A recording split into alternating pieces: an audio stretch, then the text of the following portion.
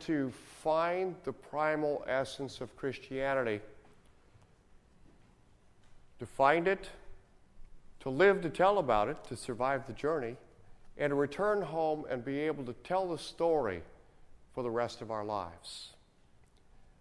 As we come to the end of our Primal series, called Primal, A Quest for the Lost Soul of Christianity, we're going to talk about two reformations today. We're going to talk about reformations.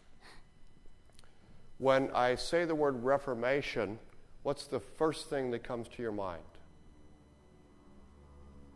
Is there a point in history you can point to or remember? Barb? Martin Luther, the Protestant Reformation. We'll call that the last Reformation, where one man,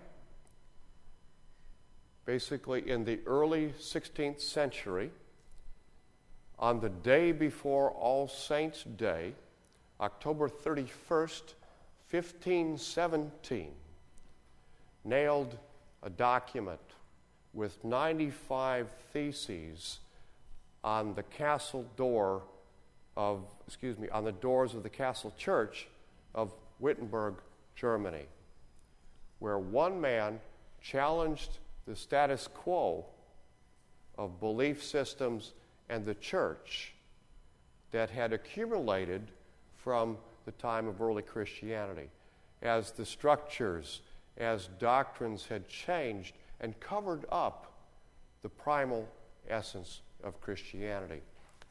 Luther rediscovered an ancient truth in the New Testament, that salvation was by grace alone, by faith alone, by Christ alone. That was the primal truth that Luther based the Reformation on. And by learning what he learned from Scripture alone, the Protestant Reformation spread around the world. And we can owe our gratitude for our Presbyterian heritage to this particular Reformation as it spread to France and Switzerland through the work of John Calvin. That's where our church started shortly after 1517. And Luther rediscovered this ancient truth, reimagined what it could be for people's lives and for the church, and applied it to people's lives and the church of his day. That was the last Reformation, and that's how all Reformations take place. Somebody discovers an ancient truth, they reimagine it for their day, and they reapply it to their lives and to their settings. So that was the last Reformation, the Protestant Reformation. What is the next Reformation? And that's what we're going to talk about today. The next Reformation, I believe, and Mark Batterson believes, is we've got to be great at the Great Commandment. Anything less isn't good enough or great enough. We have to be great at the Great Commandment. We can't succeed as a church at the wrong thing.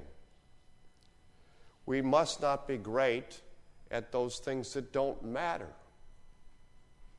We have to succeed at what matters the most. Nickels and noses, backs and butts, attendance, buildings, cash aren't what matter. It's not about size, it's about impact. What matters most is that we love the Lord our God with all of our heart and soul and mind and strength. We need a new Reformation today in our lives and in the church. But Batterson believes that it isn't going to be a single person that's going to bring it about. There won't be a single event to spark it.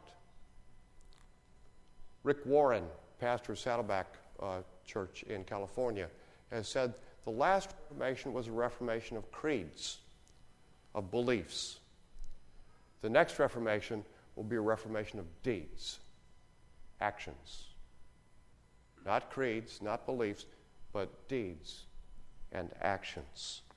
The last Reformation was symbolized by one figure.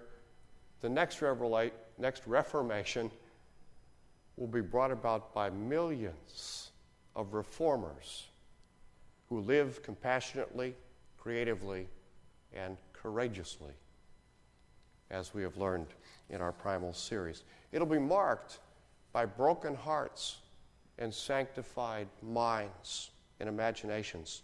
And the driving force of this next Reformation will be the love of God. A love that's full of compassion and wonder and, help me, compassion and wonder and curiosity and energy. Got them now? Okay.